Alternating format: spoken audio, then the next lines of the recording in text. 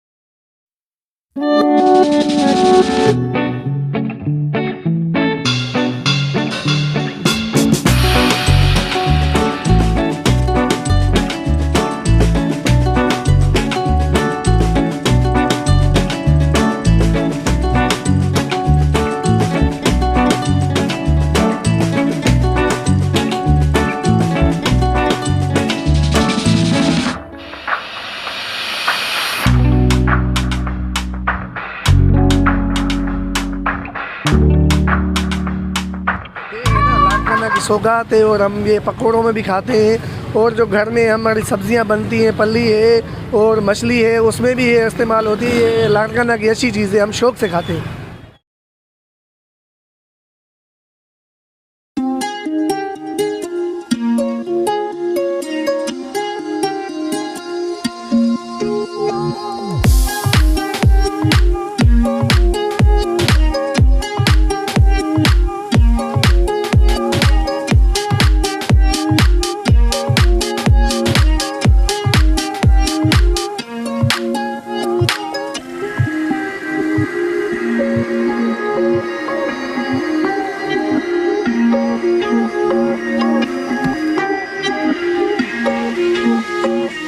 मंडी से और इनको उबालते हैं, पानी में उबाल के फिर आलू का मसाला बनाते हैं, उसके साथ ही हम बनाते हैं। फिर बेसन में फिर पड़ता है। जब ये पानी में बॉयल हो जाता है, पानी में गालते हैं सारे।